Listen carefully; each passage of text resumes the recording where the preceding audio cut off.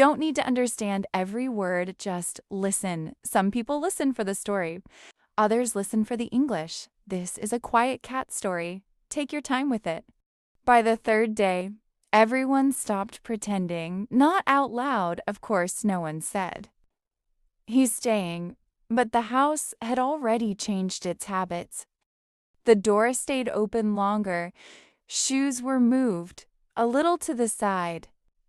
Someone checked the floor before walking barefoot. That's how you know it's happening. Because when a cat arrives, the first thing to go is your confidence about who lives here. The cat woke up early, long before alarms, long before coffee. He stretched in the hallway, slow and dramatic like the day was waiting for him to begin. You've seen that stretch.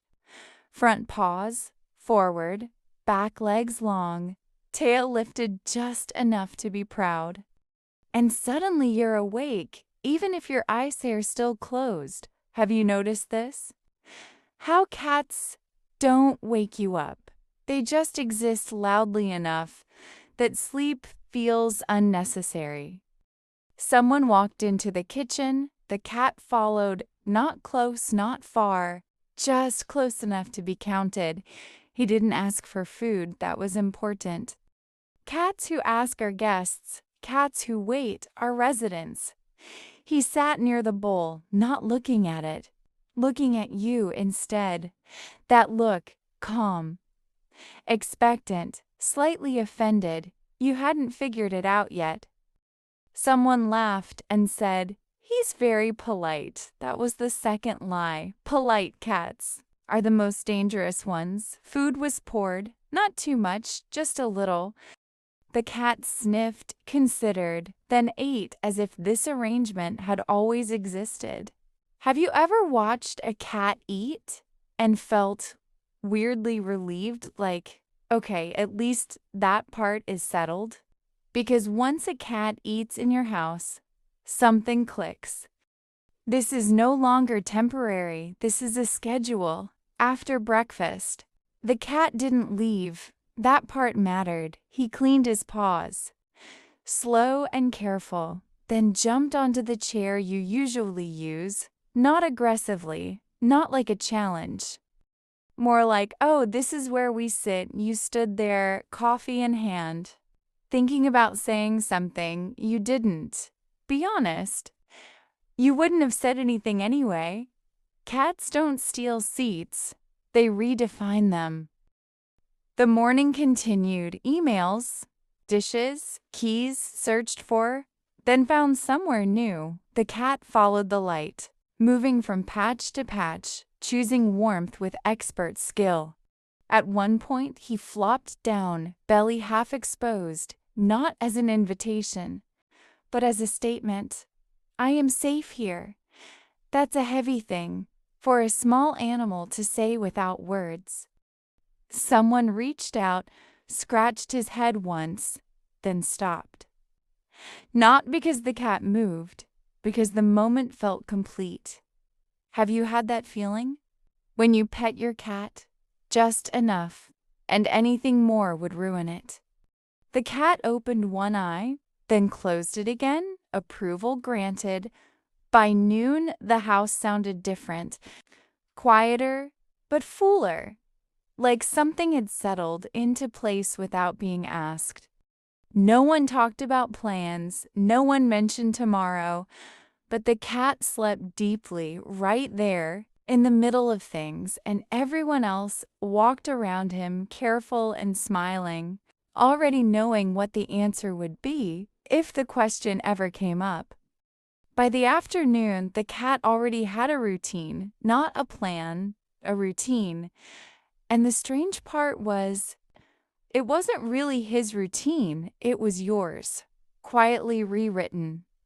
He followed you from room to room, not because he needed anything, but because supervision had become his job. You sat down and he appeared nearby. You stood up and he followed without hurry.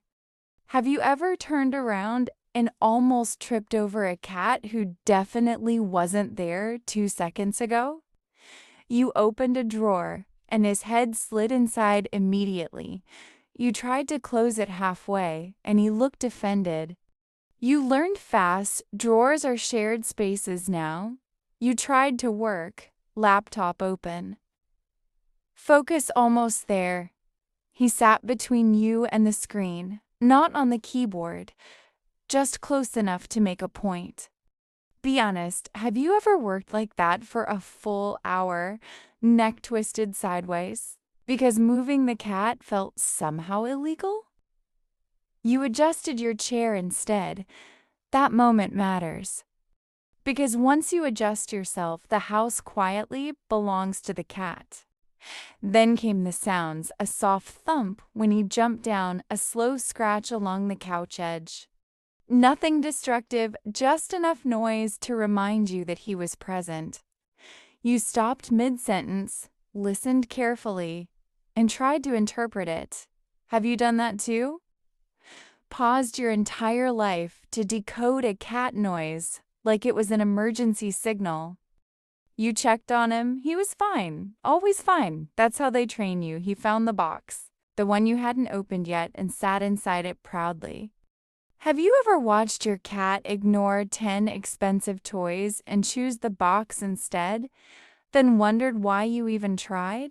You left the box there. You didn't question it. At some point, something uncomfortable became clear. You were planning around him. You timed lunch, so you wouldn't wake him. You chose quieter videos. You walked softer without thinking. Tell me honestly, have you ever tiptoed inside your own house because a cat was sleeping? Because that's usually the moment you know you're done. The cat stretched slowly, yawned wide, showed his teeth, then fell back asleep. No appreciation at all. By evening, the house didn't feel smaller. It felt reorganized, like the furniture had been waiting for this exact version of life. The cat claimed one chair, one corner, one window. You didn't argue. Have you ever looked at your favorite spot and thought quietly, well, I guess that's his now? You laughed, but you didn't move him. Dinner happened around him, not with him, around him. He watched, judged silently, approved nothing. Someone asked, should we move him? No one answered. That silence said everything. You don't move cats, you negotiate with space when the lights dimmed.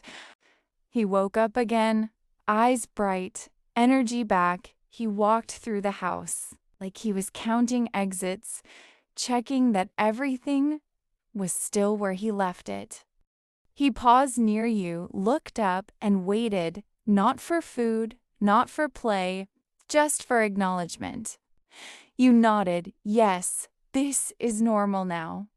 If you're listening and smiling right now, I don't need to ask. You already know. You've lived this day, you've lost this battle, and somehow you wouldn't change a single part of it. Because when a cat takes over your daily life, it doesn't feel like control. It feels like company, and without a single rule ever spoken out loud, everyone understands how things work now. By the third day, nothing felt temporary anymore. The cat didn't explore now. He moved with confidence, like someone who had memorized the floor. He knew which board creaked, which window caught the sun, which chair was easiest to claim. Without discussion. You noticed how naturally your hands moved slower, how you checked the floor before stepping back. That adjustment had happened quietly, without announcement. Have you ever realized you were already living differently before admitting anything had changed? The cat jumped onto the table, sat near the edge, and stared at you.